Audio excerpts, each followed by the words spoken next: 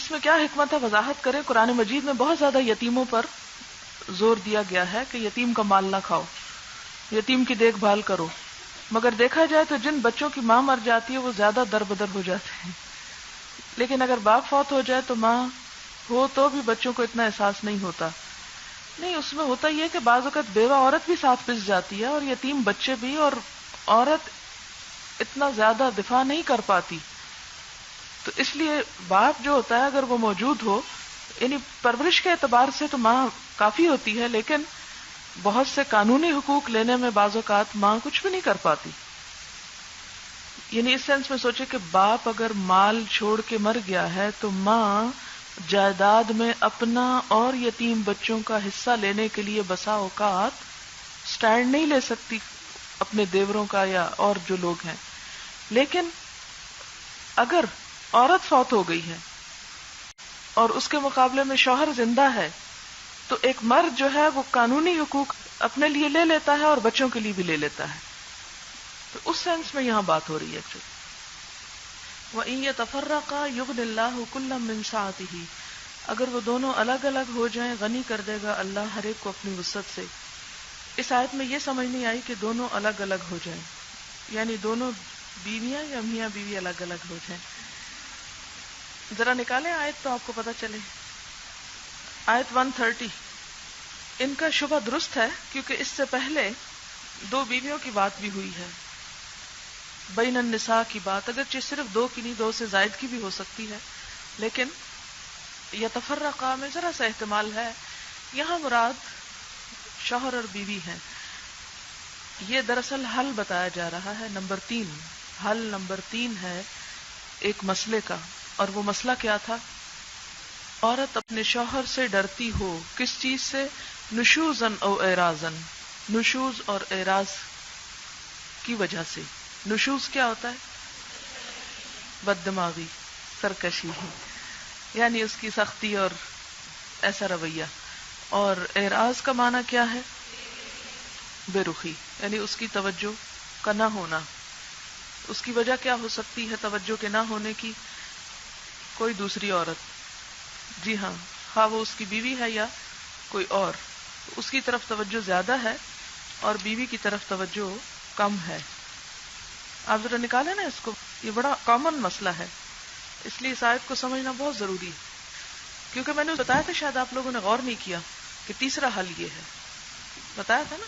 آپ ذرا دوبارہ دیکھا نا یہ آیت، وَإِنِ امْرَأَةٌ خَافَتْ مِنْ بَالِهَا، اگر کوئی عورت ڈرتی ہو اپنے شوہر سے.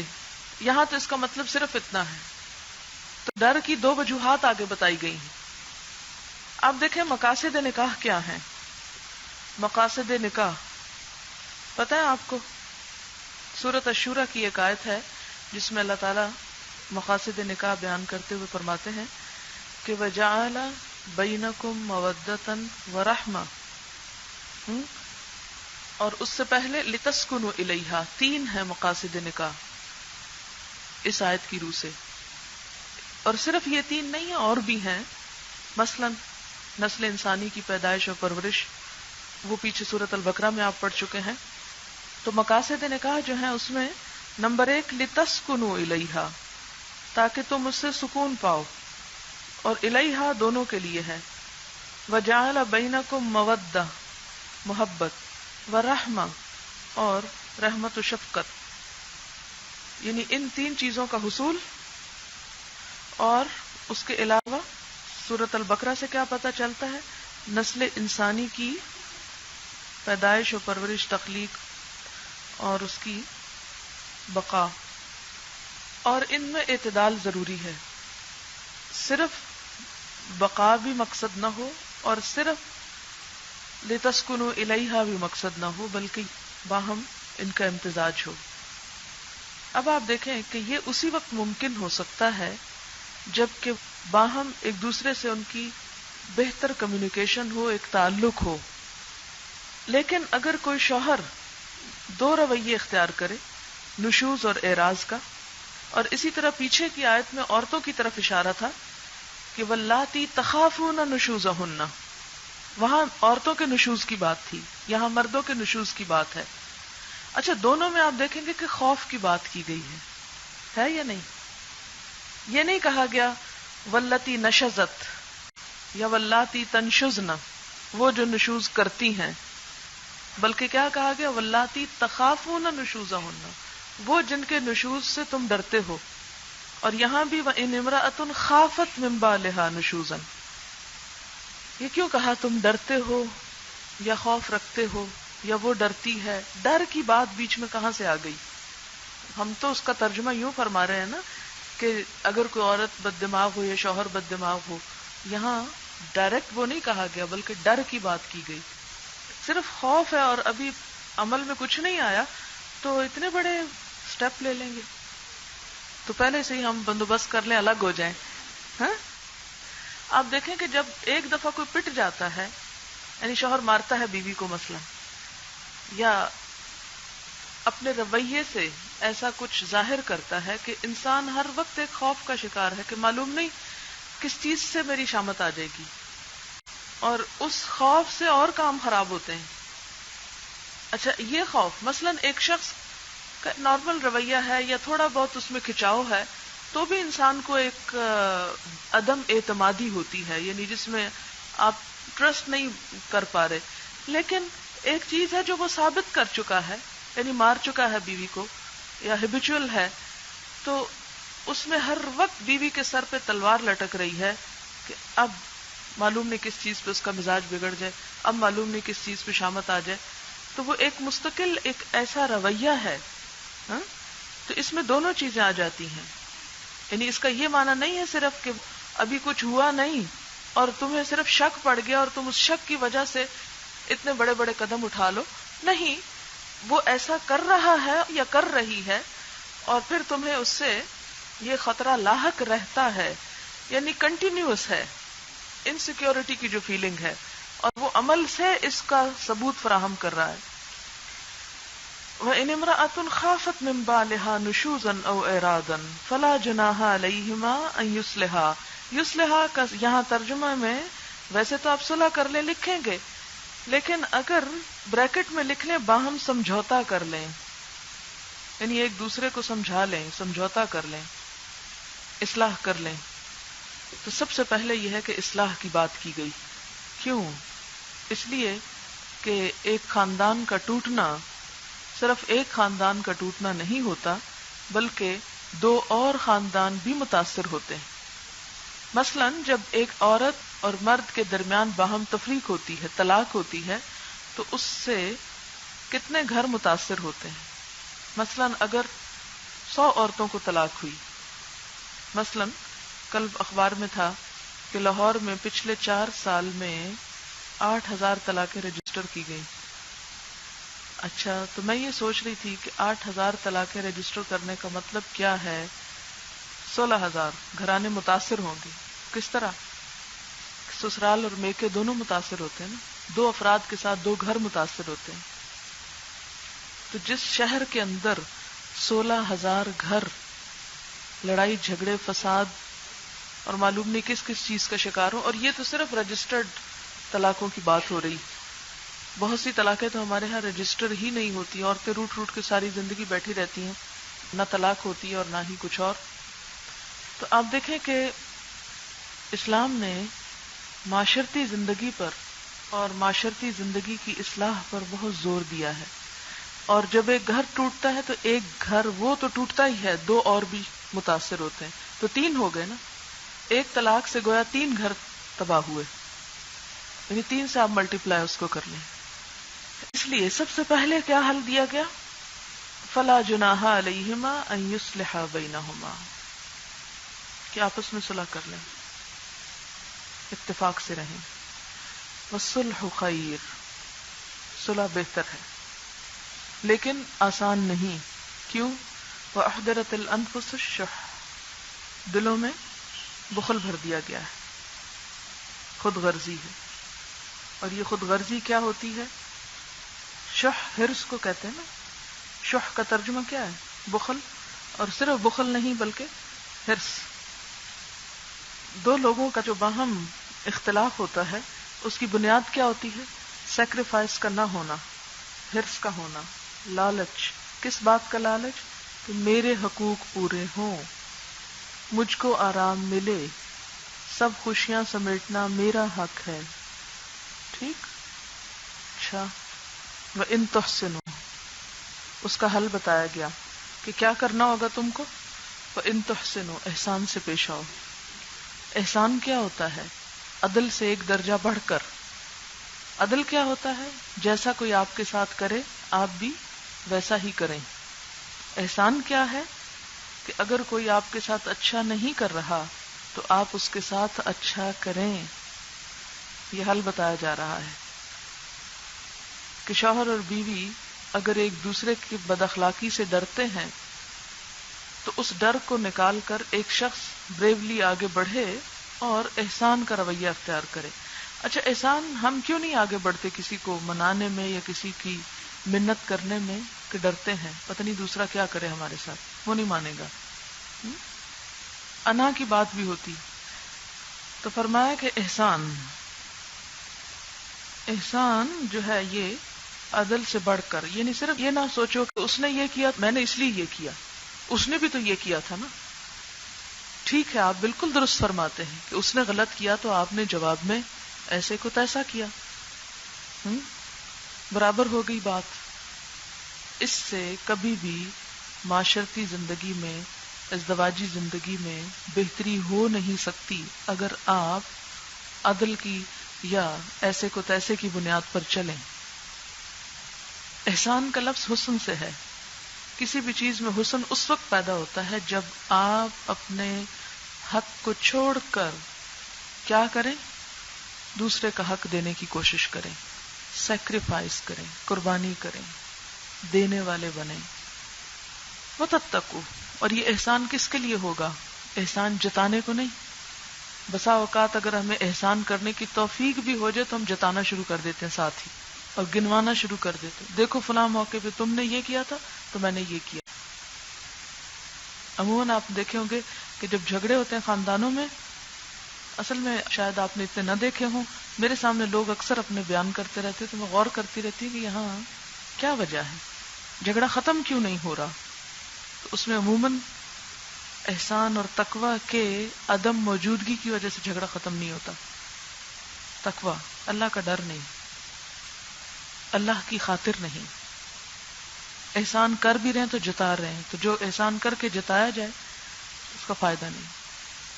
تو جواب دیا کہ فَإِنَّ اللَّهَ كَانَ بِمَا تَعْمَلُونَ خَبِيرًا، فکر نہ کرو جو بھی تم عمل کر رہے ہو، نیک نیتی کے ساتھ یا بد نیتی کے ساتھ، معاملے کو سدھارنے کے لیے یا بگاڑنے کے لیے، جو کچھ تم کر رہے ہو اللہ اس سے پوری طرح باخبر ہے.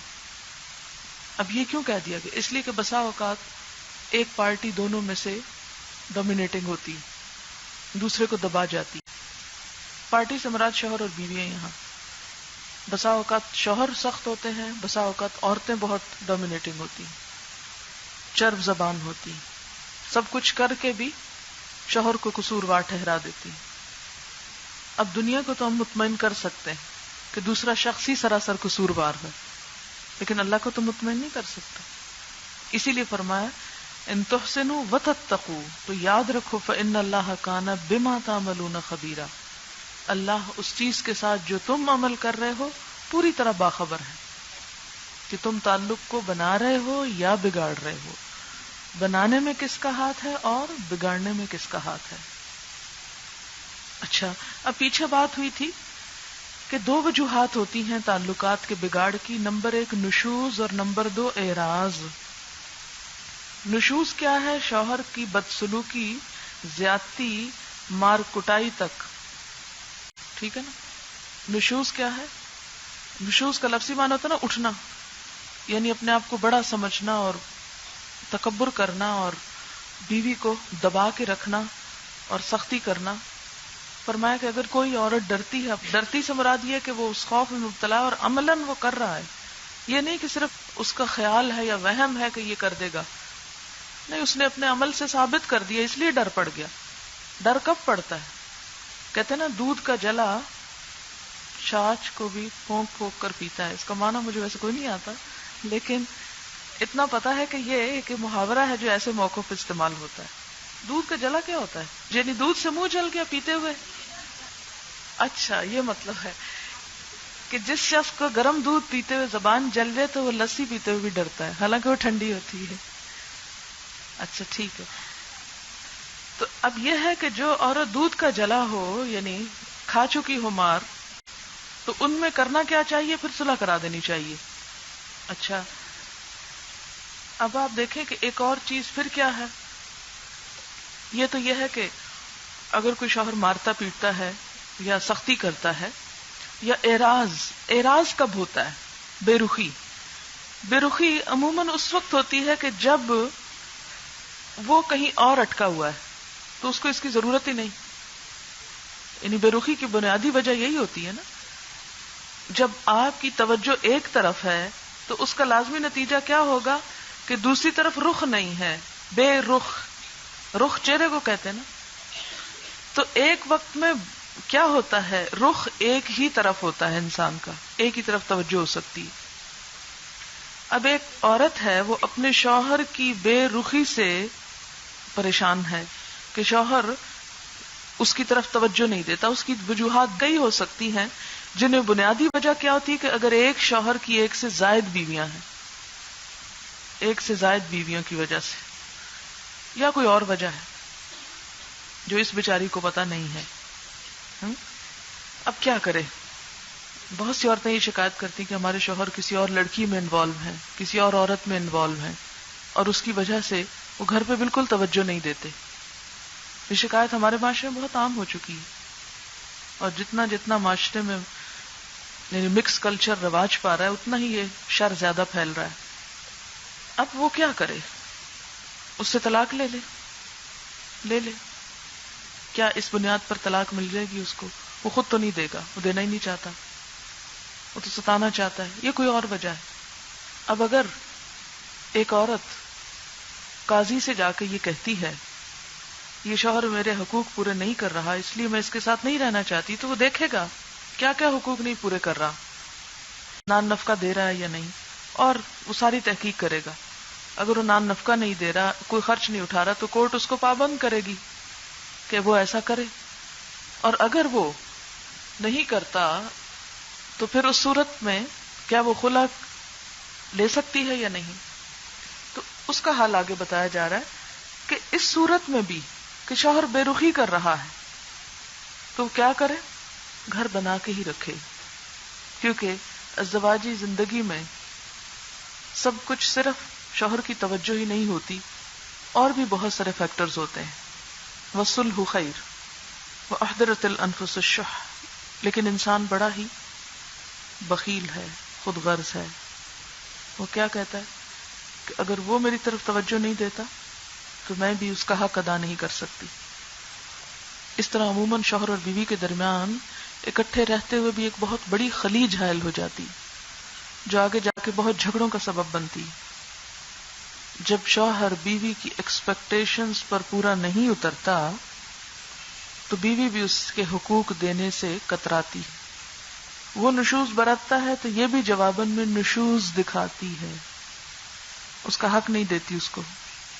ایسے موقعوں پر کرنا کیا چاہیے؟ ایسے موقع پر انسان جب کسی کے بھی حق دینے کی بات آئے تو خواہ انسان کا دل نہ بھی چاہے پھر بھی حق دے، کیونکہ وہ تو اللہ کی خاطر حق دے رہی ہے، یہ اللہ نے اس پر لازم کیا ہے. اور اگر یہ حق دے گی تو پھر کیا ہوگا؟ اللہ تعالیٰ شاید کچھ عرصے بعد اس کے شوہر کا دل اس کے لیے نرم کر دے، اس کے لیے آسانی پیدا کر دے، اور یہیں پر خیر پیدا ہو جائے.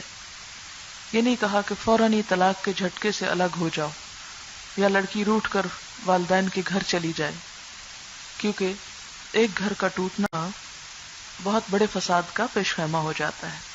اسی لیے کہا کہ اس بیماری کی بھی اصلاح کیسے کرو؟ وَإِن تُحْسِنُوا احسان کرو. یعنی شوہر توجہ نہیں دیتا، تم توجہ دو، تم اسے حق دو، تم اسے اپنی طرف مائل کرنے کی کوشش کرو. یعنی اس میں تحسنوا کا اشارہ کس کی طرف ہے؟ پھر عورت کی طرف. اور یہ کام بڑا مشکل ہوتا ہے کہ یک طرفہ طور پر انسان کسی کو توجہ دے جہاں سے انسان کو کچھ بھی نہ مل رہا ہو. اور صرف اللہ سے ڈرتے ہوئے. انسان اپنے نفس، اپنے دل، اپنی مرضی، اپنی خواہشات، ہر چیز کے خلاف جا کر دوسرے کو منا لے، دوسرے کو اس کا حق دے دے، اور اس میں شوہر کے تمام حقوق مراد ہیں. تو جو بھی ایسا کرے گا اللہ تعالیٰ کو خوب خبر ہے کہ زیادتی کون کر رہا ہے. بسا اوقات آپ دیکھیں کہ شوہر گھر نہیں آتے، شوہر بہت ظلم کرتے ہیں ہمارے معاشرے کے اندر. یہ ایک ایسا ایشو ہے کہ جس پر آج ہمارا معاشرہ جل رہا ہے. گھر گھر میں پریشانی ہے. بنیادی ایک وجہ یہ بھی ہے کہ شوہر مثلاً بے روزگار ہوتے ہیں تو وہ بھی گھر والوں کے حقوق ادا نہیں کرتے. بے روزگاری بھی اس کی وجہ ہے، کرپشن بھی اس کی وجہ ہے. پھر معاشرے کے اندر جو ہماری فحاشی پھیلی ہوئی ہے، عورتوں اور مردوں کا اکٹھا ہونا مختلف جگہوں پر، اللہ کی حدود کو پامال کرنا، اس کی بھی ایک وجہ یہ ہے. اس سے بھی یہ چیزیں بہت زیادہ سامنے آ رہی ہیں. اور نتیجہ کیا ہو رہا ہے؟ ہمیں جو آخری حل بتایا گیا ہم نے پہلے نمبر پہ استعمال کرنا شروع کر دیا کہ گھر توڑ دیا جائے. جب میں آیت پڑھتی تو مجھے یوں لگتا کہ جیسے گرتی ہوئی دیوار کو اللہ تعالیٰ تھام رہے کہ نہیں، روک لو روک لو روک لو، ٹوٹنے مت دو. فلا جناح علیہما ان یصلحا بینہما والصلح خیر واحضرت الانفس الشح وان تحسنوا وتتقوا فان اللہ کان بما تعملون خبیرا. اچھا، بسا اوقات شوہر اس لیے بھی بے رخی کر سکتے ہیں کہ انہیں بیوی سے شکایت ہے کہ بیوی یہ نہیں کرتی، بیوی وہ نہیں کرتی، وہ اچھا لباس نہیں پہنتی، یا وہ اس کا حق پوری طرح خوشی سے نہیں دیتی، یا کوئی ایسی شکایات ہوتی ہیں. شوہر کو بھی ہو سکتی ہیں کہ وہ جب گھر آتا ہے وہ موڈ آف کر کے بیٹھ جاتی، بات کرتی ہے تو بد اخلاقی سے کرتی ہے. جو پیچھے آ گیا واللاتی تخافون نشوزہن، تو وہاں کیا کہا کہ فعظوہن، انہیں سمجھاؤ. اور یہاں پھر وان تحسنوا، اگر وہ بد اخلاق ہے، بد زبان ہے، تم احسان کرو. وتتقوا، اور اللہ سے ڈرو. تو اس طرح کیا ہوگا؟ اصلاح کی ایک شکل پیدا ہو جائے گی. فإن اللہ کان بما تعملون خبیرا. اور اگر شوہر کے اعراض کی وجہ کیا ہے؟ دوسری بیوی، فرمایا وَلَن تَسْتَطِيعُوا أَن تَعْدِلُوا بَيْنَ النِّسَاءِ. عورتوں کو بھی بتایا جا رہا ہے کہ یہ ممکن نہیں کہ سب کے درمیان پوری طرح عدل کیا جا سکے، اس لیے کہ مادی چیزوں میں تو عدل ہو سکتا ہے لیکن جذبات کے معاملے میں عدل ہو نہیں سکتا.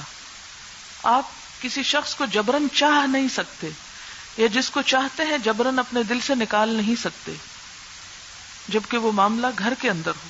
ایک غیر شخص ہے، کہیں دور پار ہے، تو اس کو تو انسان اگنور کر سکتا ہے، بھلا سکتا ہے، لیکن ایک شخص جو آپ کے گھر کے اندر ہے تو اس کے ساتھ تو یہ آپ نہیں کر سکتے. تو پھر فرمایا کہ کیا کرو؟ وَلَوْ حَرَصْتُمْ، اگرچہ تم چاہو بھی تو نہیں کر سکتے. اللہ تعالیٰ چونکہ انسان کا پیدا کرنے والا، انسان کی نفسیات کو خوب سمجھتا ہے، تو پھر کیا کرو؟ فَلَا تَمِيلُوا كُلَّ الْمَيْلِ، پوری طرح ایک طرف مت جھک جاؤ. یعنی اپنے رویے سے ایک بیوی کی طرف مائل مت ہو جاؤ. میل کا مطلب کیا؟ پیچھے آپ پڑھ چکے نا، مڑ جانا، جھک جانا، یعنی ساری توجہ ایک ہی طرف نہ کر لو. فَتَذَرُوهَا كَالْمُعَلَّقَةِ، کہ دوسری بیچاری بالکل لٹکتی ہوئی رہ جائے. لٹکتی ہوئی سے اسے تشبیہ کیوں دی گئی؟ کہ وہ لوگوں کی نظر میں شوہر والی ہے اور شوہر کے سامنے اس کی کوئی حیثیت نہیں، کہ اس کا کوئی ٹھکانہ نہیں. پھر فرمایا وَإِن تُصْلِحُوا وَتَتَّقُوا، پھر حل کیا ہے؟ تُصْلِحُوا وَتَتَّقُوا. پہلے کہا تُحْسِنُوا وَتَتَّقُوا، دوسری دفعہ فرمایا تُصْلِحُوا وَتَتَّقُوا. تقوی دونوں جگہ آ رہا ہے. فَإِنَّ اللَّهَ كَانَ غَفُورًا رَحِيمًا، تو اللہ تعالیٰ بھی بخشنے والا مہربان ہے. جو مادی چیزیں ہیں بظاہر جہاں جہاں دے سکتے ہو وہ دو. دل سے اگر نہیں بھی کر پا رہا تو بھی جو جہاں تک کر سکتا ہے وہ تو کرے. اب اس میں کیا ہے؟ مثلا نان نفقہ ہے، یا رات گزارنا ہے، یا جو باری کی تقسیم ہے وہ تو کرو. باقی جو جذبات ہیں وہ الگ بات ہے، لیکن جو بظاہر تقسیم کی بات ہے وہ تو کرنا ہوگا. اور اسی لیے وہ میں نے آپ کو حدیث سنائی تھی کہ جو شخص قیامت کے دن آئے اس حال میں کہ اس کی دو بیویاں ہوں اور ایک کی طرف وہ مڑ جائے تو کیا ہوگا؟ آدھے دھڑ کے ساتھ اٹھے گا گھسٹتا ہوا میدان حشر میں. ظاہر ٹانگیں نہیں ہوں گی، چلے گا کیسے؟ تو معلقہ کا مطلب کیا ہے کہ نہ وہ سہاگن ہے، نہ بیوہ ہے، نہ مطلقہ ہے، نہ وہ شوہر والی نظر آتی ہے اور نہ ہی بغیر شوہر کے کہ کہیں اور شادی کر لے، یعنی اس شوہر کے ساتھ بھی نہیں ہے اور اس سے آزاد بھی نہیں ہے، بلکہ بیچ میں لٹکی ہوئی ہے. بالکل ایسے ہی ہے کہ جیسے کوئی کام آپ کا انکمپلیٹ ہوتا تو آپ کیا کہتے ہیں میں بیچ میں لٹکا ہوا ہوں. مثلاً آپ کو جانا ہے کسی دوسرے ملک، آپ کو فلائٹ نہیں مل رہی، اب آپ نہ وہاں جا پا رہے ہیں اور نہ یہاں کوئی کام شروع کر رہے ہیں، تو آپ کیا ہو گئے؟ بیچ میں لٹک گئے کہ آپ کی زندگی ضائع ہو رہی ہے، وقت ضائع ہو رہا ہے. تو یہ ایک طرح سے ایک انتظار کی سی کیفیت ہے کہ نہ حالات ادھر سدھر رہے ہیں نہ کچھ اور ٹھکانہ بن رہا ہے، ایک پریشان کن صورتحال ہے. تو یہ شوہر کو کہا جا رہا ہے کہ اسے لٹکا کے مت رکھو، یا تو طلاق دے کے الگ کر دو اور یا اس کے حقوق پورے کر کے اسے اچھی طرح بساؤ کہ وہ عزت کی زندگی بسر کر سکے. تیسرا آخری حل، وَإِن يَتَفَرَّقَا، اگر دونوں کی راہیں الگ ہو جائیں، جدا ہو جائیں، یعنی شوہر طلاق دے دے یا یہ خلا لے لے. یعنی جب وہ عورت دیکھے کہ شوہر میرے حقوق پورے نہیں کر رہا تو پھر کیا کرے؟ وہ خلا لے لے. ڈرے نہ، یغنی اللہ کلا من سعتہ، غنی کر دے گا اللہ ہر ایک کو اپنی وسعت سے. یعنی اللہ تعالی اس مرد کے لیے بھی کوئی اور بیوی کا انتظام کر دے گا، اس کا گھر بسانے کے لیے کوئی اور عورت لے آئے گا اور اس عورت کو کوئی اور شوہر دے دے گا. یا وسعت سے مراد یہاں مال ہے کہ اللہ تعالیٰ ہر ایک کو اپنے فضل سے رزق دے دے گا. پھر ایسی حالت میں اکٹھے مت رہو کہ جہاں تم حدود اللہ کو پامال کر رہے ہو. آپ کو معلوم ہے خلا کی جو گنجائش ہے وہ کس صورت میں ہے؟ سورۃ البقرہ کی آیت یاد ہے آپ کو؟ فَإِنْ خِفْتُمْ أَلَّا يُقِيمَا حُدُودَ اللَّهِ، جب حدود اللہ کے پامال ہونے کا اندیشہ ہو. اب دیکھیں کہ کچھ لوگوں کو دیکھتے ہی انسان کا ان کو مارنے کو دل جاتا ہے، ایسا ہوتا ہے نا، پتہ نہیں کیوں. تو میں بھی یہ سوچتی ہوں شوہر بیچارے بعض اوقات شاید بیوی کی کسی عادت یا کسی چیز سے مجبور ہوتے ہیں کہ مارنے لگتے ہیں، تو اس صورت میں عورت کو مار کھاتے نہیں رہنا چاہیے. یہ اپنا ہاتھ روک نہیں سکتا اس کو دیکھ کے اور وہ اپنا آپ بچا نہیں سکتی، بیوی کو مار کے اپنی بڑائی جتاتے ہیں. اچھا، یہ حدود اللہ کی بات اس لیے بھی آئی کہ پھر اگر شوہر اور بیوی بظاہر ایک بونڈ میں ہیں لیکن شوہر کہیں اور تعلق رکھے ہوئے، بیوی کہیں اور رکھے ہوئے، تو یہ بھی کیا کر رہے ہیں؟ حدود اللہ کو پامال کر رہے ہیں. وَمَن يَتَعَدَّ حُدُودَ اللَّهِ فَأُولَٰئِكَ هُمُ الظَّالِمُونَ، اور جو اللہ کی حدود توڑیں گے یہی لوگ دراصل ظالم ہیں. تو یہ تیسرا حل کیا ہے؟ وَإِن يَتَفَرَّقَا يُغْنِ اللَّهُ كُلًّا مِّن سَعَتِهِ وَكَانَ اللَّهُ وَاسِعًا حَكِيمًا. سمجھ آ گئی؟ سورۃ النساء کی روشنی میں آپ نے مرد اور عورت کی ذمہ داریوں کو اور ان کے باہم تعلق کو اسلام کی روشنی میں سمجھا. اللہ تعالیٰ سے دعا ہے کہ ہمیں اسلام کی سنہری تعلیمات پر بہترین طریقے سے، بہترین خلوص نیت کے ساتھ عمل کی توفیق عطا فرمائے تاکہ ہماری خاندانی زندگیاں ایک خوشگوار زندگی کا نمونہ بنے. خاندان انسانوں سے بنتے ہیں، انسانوں کے باہم تعلقات کی خوشگواری خاندانوں کی خوشگواری ہوتی ہے، اور جب خاندان خوشگوار ہوں گے، مضبوط ہوں گے، تو ایک مضبوط معاشرہ وجود میں آئے گا، اور جب ایک مضبوط معاشرہ وجود میں آئے گا تو مسلمان امت بہترین بنے گی، اور جب مسلمان امت بہترین ہوگی تو وہ اپنے اوپر عائد ہونے والا فریضہ شہادت حق کہ تمام دنیا کے سامنے اسلام کا پیغام بہترین طور پر رکھ سکے گی. تو ہماری دعا ہے کہ اللہ تعالی ہم سب کو خاندانی زندگی کی خوشیاں عطا کرے، اور اس کے لیے وہ دعا مانگنا بھی بہت مفید ہے جو سورۃ الفرقان میں اللہ تعالیٰ نے اپنے خاص پیارے بندوں کے لیے پسند فرمائی، اور وہ دعا ہے ربنا هب لنا من ازواجنا وذریاتنا قرۃ اعین واجعلنا للمتقین اماما. اے ہمارے رب، ہمیں ہمارے شوہروں یا بیویوں سے اور ہماری اولاد سے آنکھوں کی ٹھنڈک نصیب فرما اور ہمیں متقی لوگوں کا رہنما بنا. اللہ تعالی ہمیں عمل کی توفیق دے. وآخر دعوانا ان الحمد للہ رب العالمین. سبحانک اللہم وبحمدک نشہد ان لا الہ الا انت نستغفرک ونتوب الیک. والسلام علیکم ورحمۃ اللہ وبرکاتہ.